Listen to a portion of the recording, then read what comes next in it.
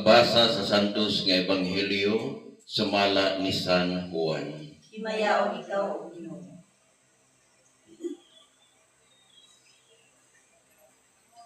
Samtang nagalakaw si Jesus, nakita niya ang usa ka tawo nga buta, sukad pa sa iyang pagkahimugso. Human siya makasulti niini, si Jesus miluwa sa yuta, og nagmansas siya og lapok ginamit ang laway. Unya, gidhira niya sa lapok ang mata sa tawo, o giingnan. Lakaw, pangilangos dito sa linaw sa Siloy. Kiningalan nga nagkahulugan, pinadala. Busa milakaw ang tao, og nangilampos, og unya, nibalik siya nga nakakita na. Unya ang iyang mga silingan ug mga tao nga nakakita kaniya nga nagpakilimos sa wala pa siya maayo nangutana. Dili ba mao kini ang tao nga kiniadto magpunay og lingkod ug nagpakilimos? May miingon mao kana siya. Apan ang uban miingon dili, pareho lamang sila og itsura. Busa ang tao mitubag, ako bitaw.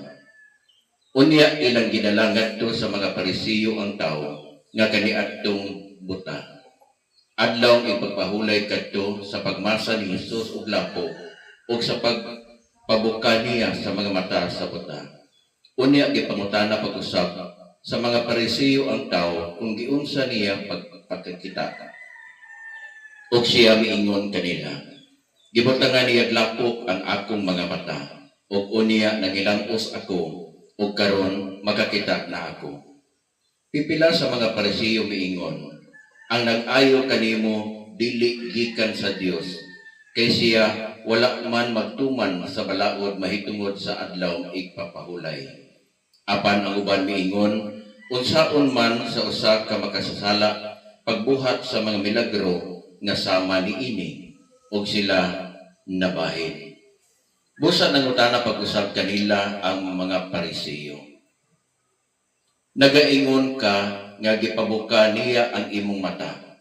Kung tinuod kini, unsa may imong ikasulti mahitungod kaniya. Ang tao mitubag, siya usa ka propeta. Sila mitubag, ikaw na tao ug nagtubo diha sa sala.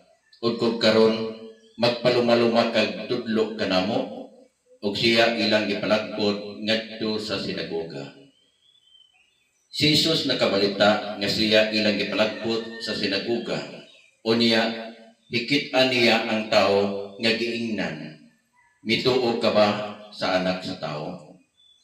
Ang tao mitubag, Miyor, tug-ani ako, kinsa siya aron ako mutuo kaniya. Si Jesus mitubag kaniya, nakakita na ikaw kaniya. Ug siya ay nakigsulti kanimo karon.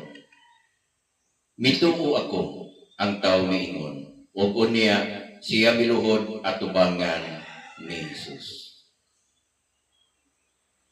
Ang Ebanghelyo sa Ginoo. Dayon ikaw, O Kristo. Palihog malingkod.